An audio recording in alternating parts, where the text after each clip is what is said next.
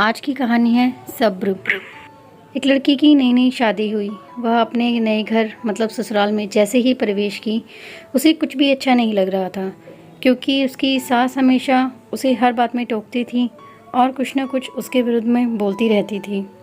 उसे अपने पिता का घर याद आने लगा। हर पिता के समान उसका पिता भी उससे बहुत प्रेम करता था। बचपन से जवानी तक पिता ने अपनी बेटी की सारी ज़रूरतों को पूरा किया था और बहुत लाडों से अपनी बेटी को पाला था।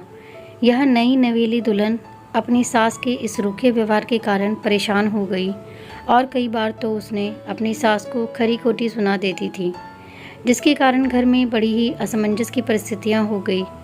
वह अपने पिता के घर लौट आई और रो रो कर पिता से कहने लगी, पिताजी, मैं अब उस घर में नहीं जाऊंगी, यहीं आपके पास रहूंगी। यदि आप मना करेंगे तो मैं आत्महत्या कर लूँगी। पिता समझदार थे। पिता ने बेटी को 2 दिन के बाद कहा, बेटी, यदि मैं तुझसे एक बार जैसा कहूँ, क्या तू करने को तैयार है?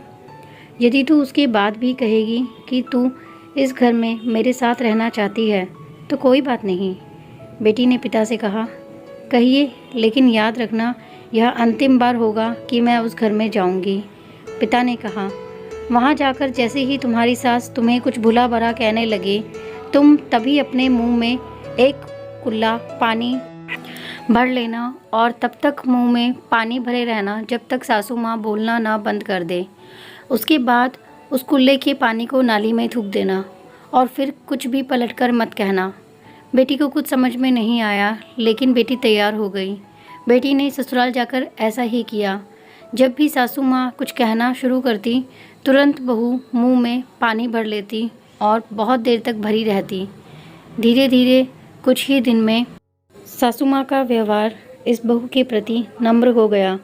वो सोचने लगी, कितनी अच्छी बहू है, पलटकर कोई जवाब नहीं देती और गुस्सा भी नहीं होती। अब वो उस बहू को बेटी कहने लगी और उसकी तारीफ़ करने लगी। कुछ दिन में सासू माँ का प्रेम भरा व्यवहार देखकर बहू भी अपनी सासू माँ को माँ के जैसा प्रेम करने लगी और दोनों खूब बातें करती, साथ साथ घूमने और मार्केट और ख़रीदारी करने जाती। कुछ दिनों के बाद इस लड़की का पिता अपनी बेटी से मिलने आया। घर के सभी लोगों ने पिता का खूब अतिथि सत्कार किया। फिर जब पिता अपने घर वापस जाने लगे, तब अपनी बेटी से कहा, बिटिया, चलो, यदि तुम मेरे साथ चलना चाहती हो तो अपना सामान पैक कर लो, हम वापस चलेंगे। तब बेटी ने कहा, नहीं, अब यही मेरा घर है।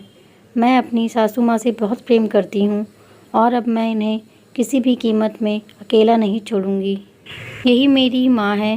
पिताजी अपनी बेटी की इन बातों को सुनकर और सास बहू के अटूट प्रेम को देखकर बहुत खुश हुए और बेटी को बहुत आशीष देकर खुशी खुशी घर लौट आए। दोस्तों, सब्र एक बहुत बड़ी चीज़ है।